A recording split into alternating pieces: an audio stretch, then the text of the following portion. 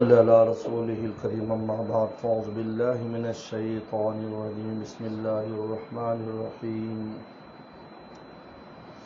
فاذكروني أذكركم واشكروا لي ولا تكفرون قال النبي صلى الله عليه وسلم اذكر الله في الرخاء يذكرك في الشدة او كما قال عليه الصلاة والسلام صدق اللہ وصدق رسوله النبی الکریم۔ اللہ تعالیٰ نے ہمیں دو حکم ارشاد فرمائے، ذکر اور شکر۔ ذکر کرو اور شکر کرو، اور ان دونوں کے ثمرات بھی بیان فرمائے کہ ذکر سے کیا ملے گا، شکر سے کیا ملے گا۔ فاذکرونی اذکرکم، تو مجھے یاد کرو گے میں تمہیں یاد کروں گا۔ اگر بندہ چاہتا ہے کہ اللہ کے دربار میں اس کا تذکرہ ہو تو مولا کو یاد کرے۔ اس سے بڑا اور کیا اعزاز ہوگا کہ غلام کا تذکرہ آقا کے دربار میں ہو رہا ہے۔ چنانچہ حدیث شریف میں، بخاری کی روایت میں بڑی وضاحت کے ساتھ کہ اگر مجمع میں مجھے یاد کرتا ہے تو اچھے مجمع میں یاد کرتا ہوں، اور اگر اکیلا یاد کرتا ہے تو میں اس کو اکیلے میں یاد کرتا ہوں۔ بہت وضاحت کے ساتھ ہوگا۔ حدیث مبارکہ قرآن کی تفسیر ہے۔ اذکرکم، میں تمہیں یاد کروں گا۔ تو اللہ کا یاد کرنا کیا ہے؟ اس لیے مفسرین لکھا ہے اذکرکم بالعنایت، اپنی عنایات اس بندے پر بڑھا دیتا ہوں، عنایات اور انعامات کے ساتھ یاد کرتا ہوں۔ میں اور آپ تو زبان سے یاد کر رہے ہیں اللہ تعالیٰ کو، اور وہ انعامات اور عنایات کی بارش کر رہے ہیں، ظاہری انعامات بھی، باطنی انعامات بھی۔ ظاہری انعامات بھی زندگی میں راحت، سکھ، چین، اور باطنی عنایات بھی کہ ایمان میں مضبوطی، جلا، نور قلبی، یہ ساری چیزیں ناقص، باہر سے بھی اطمینان، اندر سے بھی اطمینان۔ اذکر بالعنایات، من عنایات، اس بندوں پر عنایات بڑھا دیتا ہوں جو مجھ کو یاد کرتا ہے۔ واشکرون، اور میرا شکر ادا کرے۔ میرا شکر ادا کیا کرو۔ نعمتیں، جو نعمتیں میں دیتا ہوں، اس نعمتوں کے آئینے میں مجھے دیکھا کرو۔ شکر کا مطلب کیا ہے؟ نعمتوں میں مولا کو دیکھیں، نہ کہ صرف نعمت ہی کو دیکھتے رہے۔ یہ ہے، اس لیے کہتے ہیں کہ نعمتوں میں مشغول ہونا آئینے میں اللہ کو دیکھنا ہے، اور براہ راست یاد کرنا، براہ راست دیکھنا ہے۔ ایک آدمی اپنے محبوب کو براہ راست دیکھتا ہو، کبھی آئینے میں جوکس ہے، کبھی وہاں دیکھتا ہو، تو دونوں کا مزہ اپنا ہے۔ تصویر کا اپنا مزہ ہے اور اصل کا اپنا مزہ ہے۔ کبھی تصویر میں وہ مزہ آتا ہے انسان کو، اور کبھی اصل میں مزہ آتا ہے۔ اس لیے ہمارے والد صاحب رحمۃ اللہ علیہ اس زمانے میں جب نئے نئے چاند پر لوگ گئے تھے، تو ہمارے والد صاحب مولانا نیاز صاحب رحمۃ اللہ علیہ، جنہوں نے بڑی دور سے ہجرت کی، ہمارے آباء و اجداد بخارا سے چلے چین آئے، اور والد صاحب چین سے چلے تو ہندوستان آئے، ہندوستان سے چلے تو بھاون نگر آ گئے۔ ایک مہاجروں ہجرت کی لمبی داستان ہے۔ تو ان سے کہا کہ دیکھو جی، لوگ تو چاند پر چلے گئے، ہاں مسلمان ادھر ہی۔ بڑی خوبصورت بات فرمائی۔ فرمایا یہ چاند سورج اللہ تعالیٰ نے اپنی ذات کے لیے آئینے بنائے ہیں کہ ان آئینوں کو دیکھو اور ہم تک آؤ، ان آئینوں میں ہمارے انوارات کو دیکھو، ہم نے کیسے چاند اور سورج کو روشن کیا ہے، ہمارے نور کا اندازہ کرو۔ تو کہا کہ اب تم یہ بتاؤ کہ ایک آدمی کسی آئینے میں کسی کا عکس دیکھ رہا ہو تو عقل مند انسان وہ ہے کہ اس عکس سے اصل تک جائے۔ یار یہ اصل کہاں ہے؟ جو اتنا خوبصورت جس کا اصل نظر آ رہا ہے، تو اصل تک جائے۔ اور بے عقل وہ آئینے کے قریب ہو جائے، آئینے کو ٹٹولے کہ یار اس میں عکس کیسے آ گیا۔ اور میں عقل مند کون ہے؟ ان کا عقل مند تو وہ ہے جو آئینے میں عکس دیکھ کر اصل تک جائے۔ اور میں مسلمان وہ ہے جو چاند سورج کو دیکھتا ہے تو سجدے میں پڑ جاتا ہے کہ میرا مولا وہ ہے جو بنانے والا ہے. چاند سورج کو روشنی میرے مولا نے دی اور اس کو راضی کرتا ہے. اور دوسرا سائنسدان کہاں جا رہا ہے, کافر کہاں جا رہا ہے, وہ اس آئینے تک جا رہا, آئینے کی کھود کرید کر رہا ہے, یہ نہیں دیکھ رہا کہ آئینے میں جس کاغذ سے یہ آئینہ بنایا اس لیے ہے تاکہ عکس دیکھ کر اصل تک چلے جائیں. اس لیے فرمایا چاند سورج کو دیکھو, اس کے دیکھنے سے وفی انفسکم, اپنی ذات کو دیکھو. ہم سمجھ آ جائیں گے تو اپنی ذات کو دیکھو, سمجھ میں آئیں گے بھی اس طرح کا اللہ تعالی نے کیسے انسان کی تخلیق کی ہے. اس سے سمجھ میں آئے گا کہ بنانے والی ذات کیسی ذات ہے. چاند سورج کو دیکھو کہ زمین آسمان کو اللہ تعالی نے حکم دیا, جس کو فکر کہتے ہیں. لے ذکر شکر اور فکر, یہ تین چیزیں انسان کی زندگی میں ہونی, فکر کرے. اور کیسے پیغمبر سلام کے صحابی گرمی کے موسم میں لیٹے ہوئے, اندھیری رات ہے اور صحن میں لیٹے ہیں, پورا آسمان ستاروں سے بھرا ہے. دیکھتے دیکھتے جوش آ گیا کیونکہ ستارے دیکھ کر مالک یاد آیا, بنانے والا کون.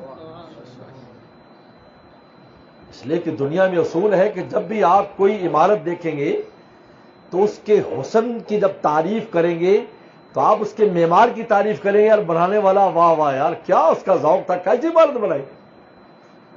آج بھی جنہوں نے نور محل بنایا اور جنہوں نے جو ہے وہ تاج محل آگرہ والا بنایا ہے تو آج تک ان کی تعریف ہے گی. اور بنانے والے ہاتھ کیسے تھے کہ جنہوں نے ایسا شاندار بنایا کہ آج تک اس کا کوئی مثل نہیں بنا سکا. نے جب دیکھا تو اس کو جوش آ گیا. جب جوش آیا تو اس نے ان کے منہ سے نکلا, یا جو السماء والنجوم, اے آسمان اے ستاروں, ان لک ربا و خالقا, تمہارا بھی کوئی پالنے والا ہے, تمہیں بھی کوئی پیدا کرنے والا ہے. رب اغفر لی, اللہ مجھے تو معاف کر دے. یہ لفظ, یہ جوش سے بات دیکھا. وہ اصل تک گئے. پیغمبر سلام صبح کو یہ بات ہو گئی, فجر کی نماز فرمایا. کون تھا جو رات اپنے مولا سے بات کر رہا تھا, کون تھا؟ پیغمبر سلام کی عادت مبارکہ تھی 3 بار بولتے تھے, اور صحابہ کی عادت تھی کہ پہلی بات پر پہلی دفعہ بولے تو خاموش رہتے تھے. پھر آپ نے کہا جب تیسری بار کا تو کھڑے, جی حضرت میں تھا, کیا کہا تو نے کہا حضرت میرے زبان سے ستارے دیکھ رہا تھا, ایک جوش آیا مجھے, مولا یاد آیا, بنانے والا یاد آیا, خالق یاد آیا. میں نے کہا یا ایھا السماء والنجوم ان لک ربا و خالقا, تمہارا رب خالق, رب اغفر لی, اللہ مجھے معاف کر دے. کہا جبریل السلام آئے تھے, اس مقولے کو نقل کیا, کہا بندے کو میرا پیغام دے دو, میں نے معاف کر دیا. یہ ہے شکر کی حقیقت. کیا ہے؟ نعمتوں میں مولا کو دیکھنا, آئینے میں دیکھنا. اور ذکر براہ راست راز و نیاز ہے, براہ راست راز و نیاز. پیغمبر صلی اللہ علیہ وسلم مخلوقات میں مشغول ہے, اس مخلوق میں, اس کے آئینے میں, مخلوق کی تبلیغ میں مولا کو پا رہے ہیں. لیکن پھر کیونکہ براہ راست کا اپنا معاملہ ہے نا, تو جب مخلوقات کا کام مکمل ہو گیا, فسبح بحمد ربک واستغفر, بس اب میں اور آپ اس کے ان آیات کے دن کتنے دن بعد رہے, مہینہ بھی نہیں, مہینہ 1.5 مہینہ. اب مولا پھر اتنے آگے گئے کہ فرماد اللہ بالرفیق الاعلی, اے اللہ مجھے تو رفیق اعلیٰ کے پاس ہی جانا ہے. اللہ نے ہمیں ذکر اور شکر اور فکر, یہ 3 باتیں یاد رکھیں. ذکر کو حکم دیا کہ مجھے یاد کیا کرو. انسان نماز پڑھتے ہی بھی ذکر ہے, تلاوت بھی ذکر ہے, تمام نیکی ذکر میں شامل ہیں. لیکن براہ راست یاد کرنا زبان سے, یاد رکھو یہ جو ذکر ہے یہ ذکر کی خاص قسم ہے, یہ بھی کرنی ہے. نماز میں بھی ذکر ہو رہا ہے, سب میں وہ تو کرنا ہے, لیکن براہ راست افضل الذکر لا افضل الذکر, ان میں سب سے افضل کیا ہے؟ زبان سے کلمہ پڑھو تو افضل الذکر. اس کا اہتمام کرو. میرے شیخ فرمایا کرتے تھے عارف باللہ شاہ حکیم اختر صاحب رحمۃ اللہ علیہ, کہ انسان دنیا میں کسی کا بھی نام پکارتا ہے تو وہاں نہیں, آپ ابا کو یاد کر رہے ہیں، اپنی اماں کو یاد کر رہے ہیں، مسافر بیٹے کو یاد کر رہے ہیں، بیوی کو نام بھی لے رہے ہیں، لیکن وہ وہاں نہیں ہے۔ لیکن اللہ کی ذات ایسی ہے، ادھر آپ نے اللہ کا نام لے، وہیں مولا بھی ہے، فاصلہ نہیں ہے۔ اللہ کے نام میں اور اللہ کی اسم اور مسمہ میں فاصلہ نہیں ہے۔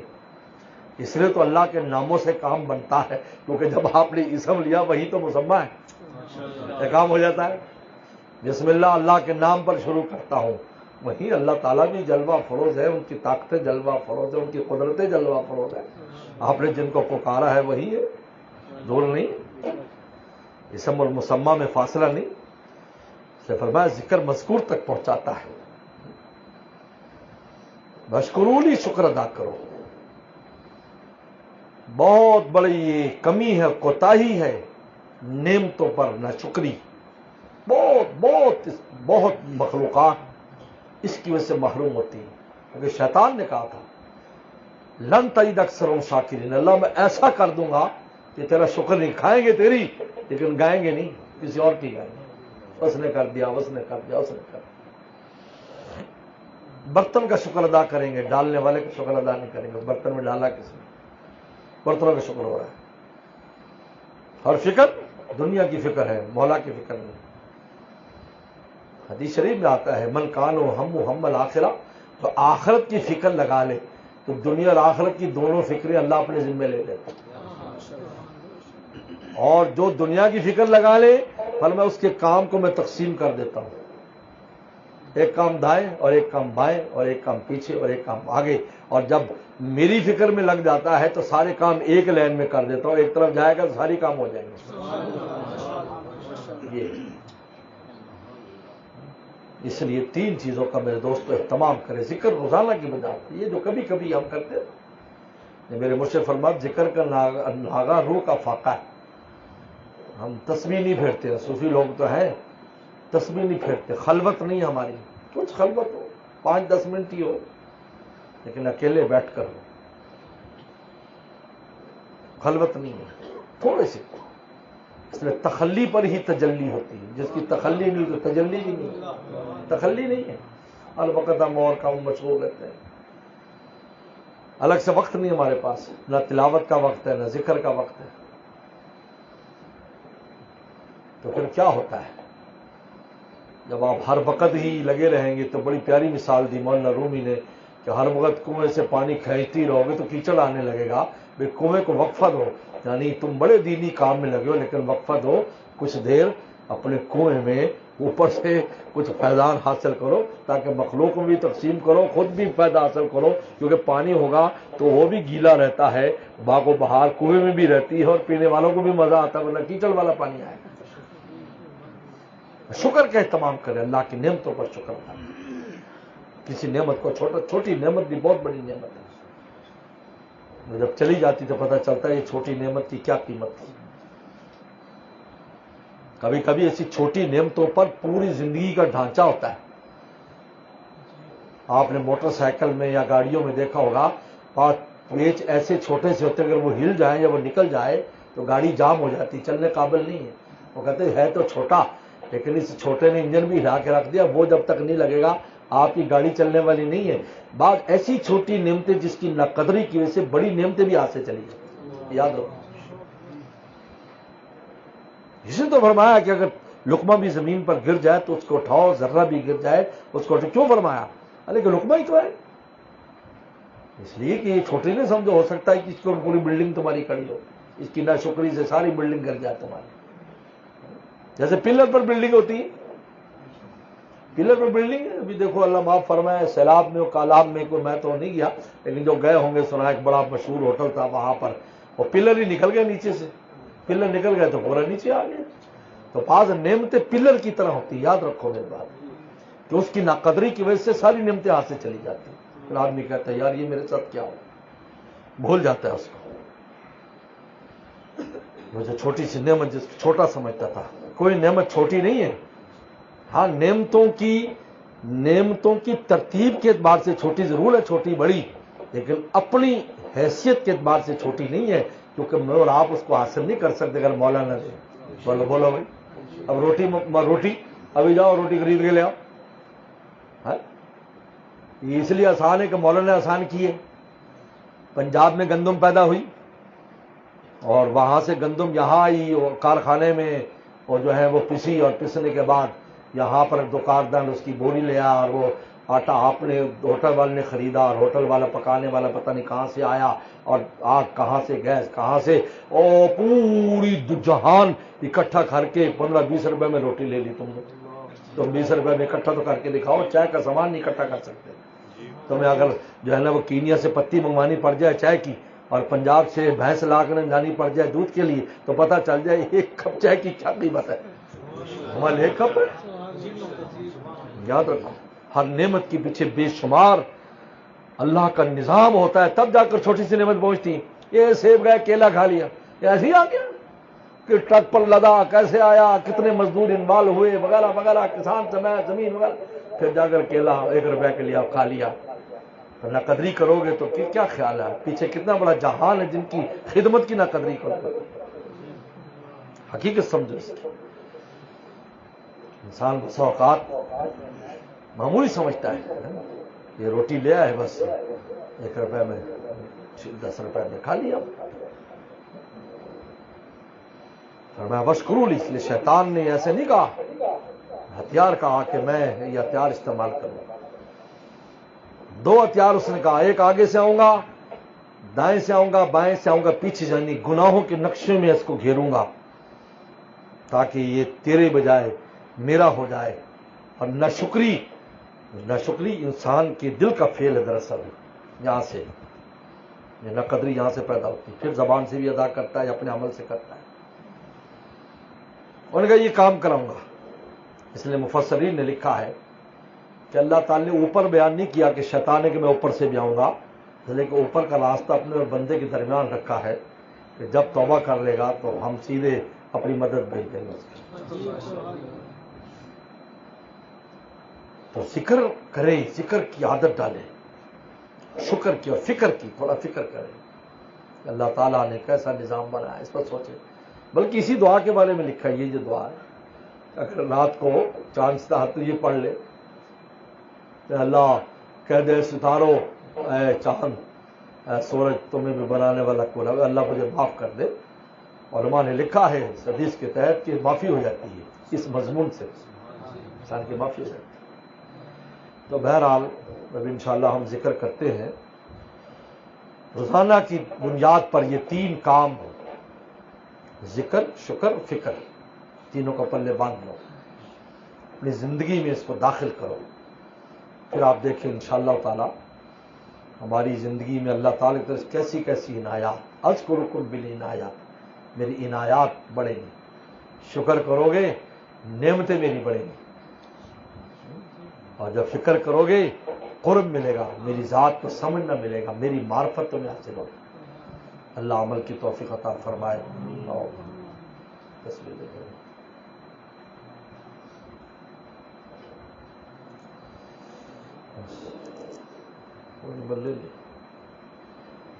ذکر سے پہلے نیت یہ کرے کہ میں اس لیے ذکر کرتا ہوں کہ اللہ تعالیٰ کی محبت حاصل ہو جائے.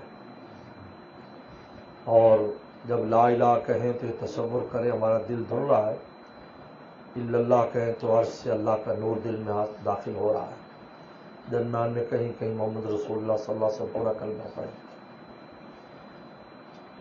لا الہ الا اللہ لا الہ الا اللہ لا الہ الا اللہ لا الہ الا اللہ لا الہ الا اللہ لا الہ الا اللہ لا الہ الا اللہ لا الہ الا اللہ لا الہ الا اللہ لا الہ الا اللہ لا الہ الا اللہ لا الہ الا اللہ لا الہ الا اللہ لا الہ الا اللہ لا الہ